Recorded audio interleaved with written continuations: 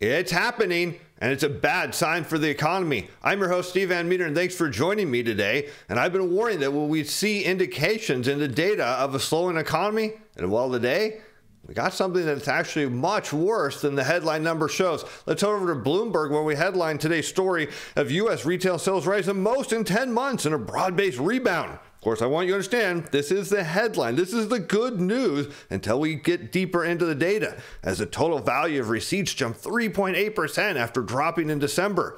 And the value of overall purchases rose 3.8% in January after a downwardly revised 2.5% drop in the prior month, the Commerce Department figure showed on Wednesday. The advance was nearly double the median estimate of 2%. So I want you to understand so far, there's a lot of good news being spun out of this report. But the first thing you need to understand is in December, which is normally a strong month for retail sales, it was revised down even more by 2.5%. But let's dig deeper into this because I want you to understand what's really going on and why there's a sign the economy is in much worse shape than people believe. Let's continue on why the retail sales data aren't adjusted for price changes, meaning they are not adjusted for inflation, which makes the figure appear larger. The report suggests consumer spending in the first quarter got off to a better than expected start, even after accounting for faster inflation.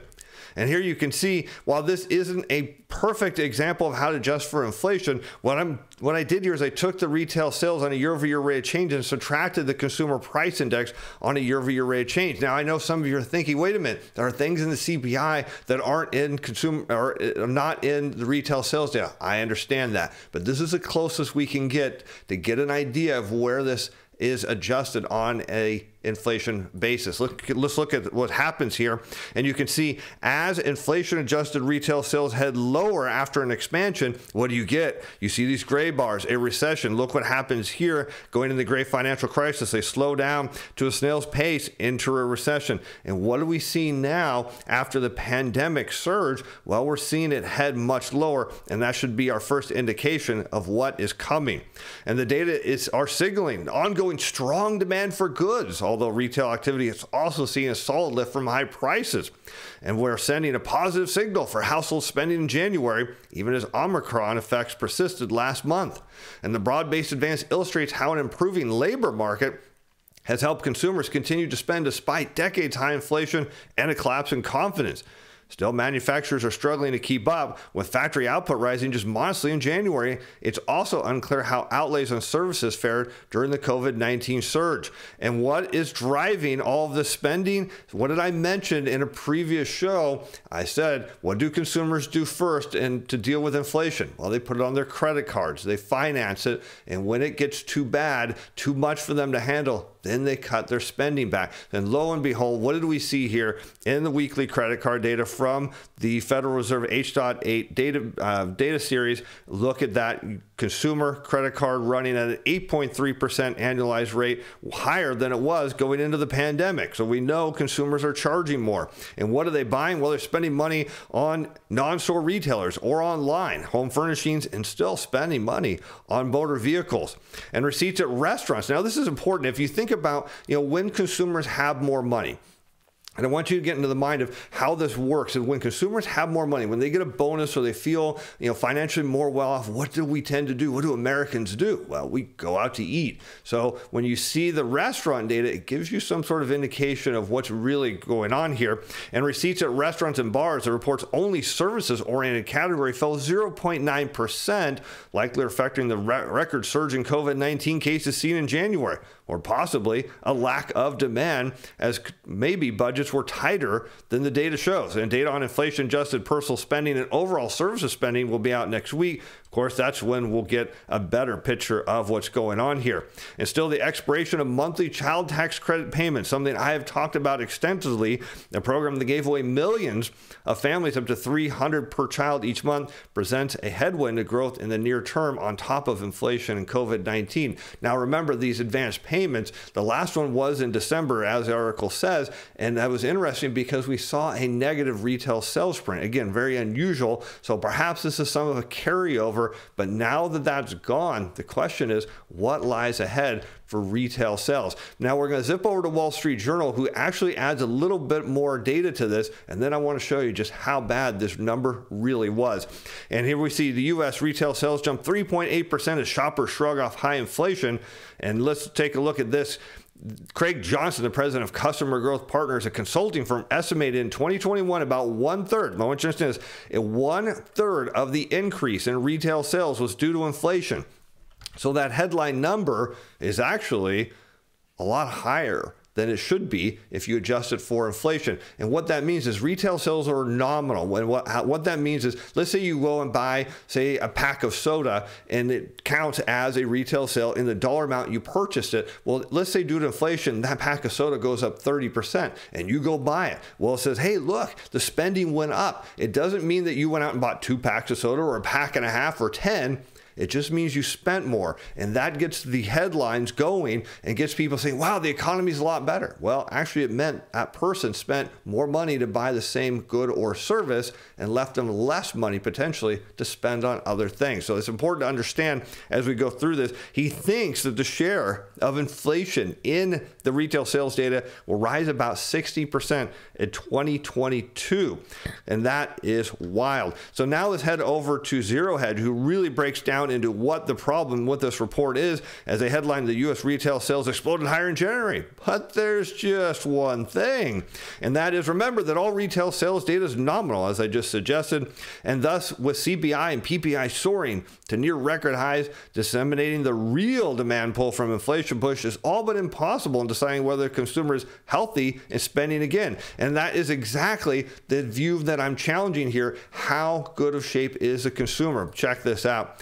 Finally, before we go all celebrating the return of the consumer, it is worth considering the absolutely stunning difference between the adjusted and non-adjusted retail sales data in January. And just before we look at this, I want you to understand what it means by adjusted and non-adjusted. Is the government does something called a seasonal adjustment to the data. And so data is normally very volatile, and they try to smooth it out. But I want you to be a judge, because we've seen the government seasonally adjusting data favorably. Well, this one is no exception. Check this out. Here we see the unadjusted data in red. And notice how volatile it is. It moves up and down. And so what does the government try to do? They try to smooth that out. But look what happened here. The seasonally adjusted data went up, and the unadjusted data came crashing down. And the last time that happened and they adjusted the seasonal number up, well, it went down a following 2 months, and the seasonally adjusted data came crumbling down. Check this out. While adjusted retail sales soared 3.8% month over month, the unadjusted retail sales for January collapsed by a record 18.5%. month over month. And one thing, I don't leave the castle walls too often. And this is something you can do and that I do when I go out to stores, particularly if you go to similar places at the same time, every week or every month, is look around and see how many people are there. How are their carts full? Are they spending a lot of money? And I've noticed there are fewer people out shopping, and that's why this retail sales report caught me a bit of a surprise. But the unadjusted data at minus 18.5%, well, that tells me the truth. And if you're also concerned, when speaking of the truth, about what could happen to your portfolio in a recession, well, you don't have to worry. Be sure to check out Portfolio Shield. There's a link in the corner in the description below. You'll be glad you did. Let's continue on the story, because what happens if retail sales go down? Well, that affects the factory sector. And here we see today's headline: the U.S. factory output rises as firms navigate supply constraints. According to Bloomberg, the manufacturing rose 0.2%, not very much, in January after a drop in the prior month. The 0.2% increase followed a revised 0.1% decline in December. The data showed today total industrial production, which also includes mining and utility output. A big factor here is utility output jumped 1.4% in January, the most in 3 months, on a surge in heating demand. And the biggest question facing the industrial sector is how quickly the supply chain and hiring headwinds dissipate.